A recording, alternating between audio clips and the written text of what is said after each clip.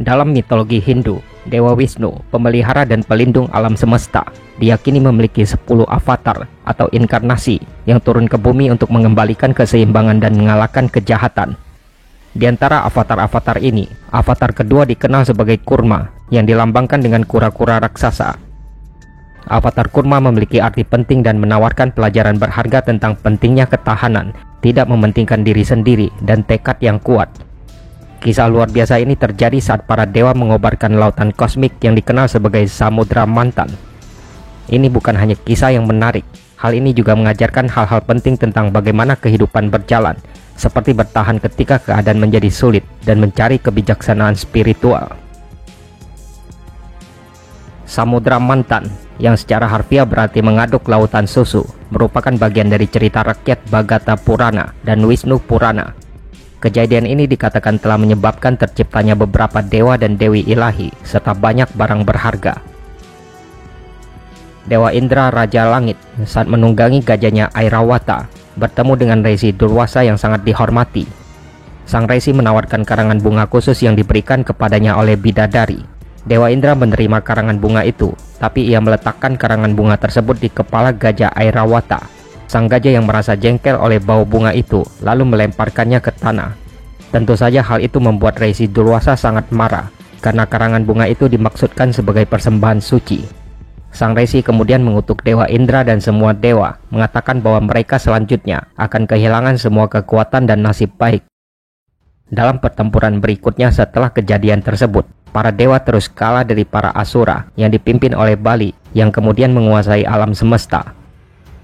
Takut dan terhina dengan kekalahan mereka, para dewa meminta bantuan Dewa Brahma, yang kemudian menyarankan mereka untuk mencari bantuan dari Dewa Wisnu. Wisnu menasihati para dewa bahwa hanya ramuan yang ditemukan di dasar lautan susu yang dapat membantu mereka. Namun mustahil bagi para dewa untuk mengaduk lautan luas itu sendiri, sehingga mereka memutuskan untuk membentuk aliansi dengan para asura. Para dewa meyakinkan para asura bahwa mereka akan membagikan ramuan keabadian Amrita. Dewa Wisnu memberitahu para dewa bahwa dia akan memastikan hanya mereka yang memperoleh ramuan tersebut. Tak lama kemudian, pengadukan lautan susu dimulai. Mereka menggunakan Gunung Mandara sebagai tongkat dan Raja Ular Basuki yang bersemayam di leher Dewa Siwa sebagai talinya.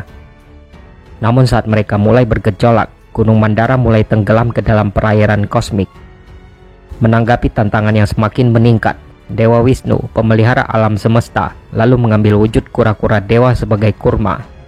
Avatar Kurma turun ke lautan kosmik dan memposisikan dirinya di bawah Gunung Mandara, memberikan landasan yang stabil dan kokoh agar pengadukan dapat berlanjut. Simbolisme di sini sangat mendalam. Kura-kura dengan kemampuannya untuk menarik diri ke dalam cangkangnya, mewakili kekuatan batin dan stabilitas di tengah kekacauan eksternal. Peran avatar Kurma dalam menegakkan Gunung Mandara telah terpenuhi dan alam semesta dikembalikan ke harmoni.